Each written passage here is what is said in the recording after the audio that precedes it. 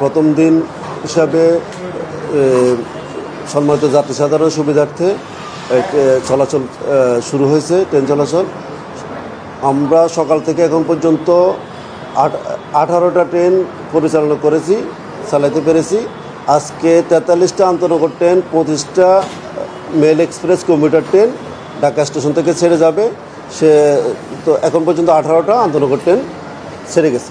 স্টেশনে আপনারা দেখছেন যে আমরা বিভিন্ন স্তরে স্তরে চেকিংয়ের ব্যবস্থা রেখেছি, যাতে বিনা টিকিটই বা অনভিপ্রেত ব্যক্তিরা যাতে ট্রেন চলাচল করতে না পারে, যাতে টিকিটধারী যাত্রীরা যাতে স্বাচ্ছন্দ্যে নিরাপদে তাদের যাত্রা সম্পন্ন করতে পারে, সেই জন্য বিভিন্ন জায়গায় আমরা চেকিংয়ের ব্যবস্থা রেখেছি। এবং ট্রেনে আমরা স্টেশন এবং ট্রেনে নিরাপত্তার ব্যবস্থা রেখেছি। আমাদের জিআরপি আরএমবি সবাই কাজ করতেছে। বিষয়টা হলো বুড়িমারি এক্সপ্রেস ট্রেনটা এই ইঞ্জিন স্বল্পতার কারণে, ইঞ্জিনের কারণে 1.5 ঘন্টা লেটে ছেড়ে গেছে। এখন সেটা কানেক্টিং ইঞ্জিন ছিল, ওই যে ট্রেনটা আসছে সেটা আবার বুড়িমারি থেকে ট্রেনটা আসার পরে সেই ইঞ্জিনটা দিয়ে কাজ করে চলে গেছে, যার জন্য 1.5 ঘন্টা লেটে গেছে।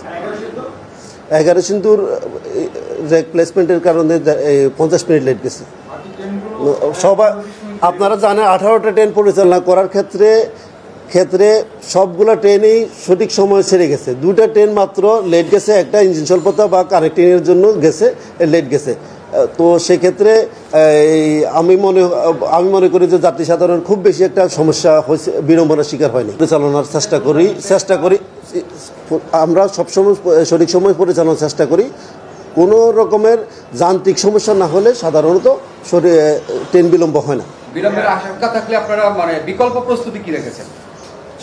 সেটা হলো, যদি আমরা পূর্ব থেকে বিলম্বের আশঙ্কা করি বা কোনো সমস্যার কারণে বিলম্ব হচ্ছে জানি, সেই ক্ষেত্রে আমরা মেসেজের মাধ্যমে যাত্রী সাধারণকে অবহিত করি।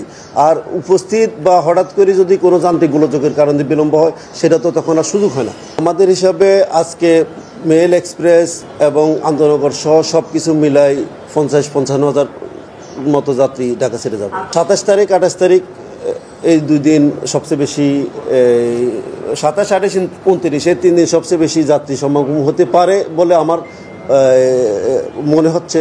আপনারা দেখতেছেন আমাদের বিভিন্ন স্তরে চেকিং ব্যবস্থা আছে, যার জন্য যাতে বিনা টিকিটই কোনো ব্যক্তি ট্রেনে উঠতে না পারে সেই ব্যবস্থা আছে। আর টিকিটধারী যাত্রীরা যাতে ট্রেনে উঠতে পারে সেই জন্য সর্বোচ্চ সশস্ত্র আমরা আছি। আমাদের আইনশৃঙ্খলা রক্ষাকারী বাহিনী আছে, আমাদের কর্মকর্তাগণ আছেন, আমাদের টাস্ক ফোর্স গঠন করা হয়েছে, টাস্ক ফোর্স কাজ করতেছে। সব কিছু মিলাই মোটামুটি অন্যান্য বছরের মতো এই বছরও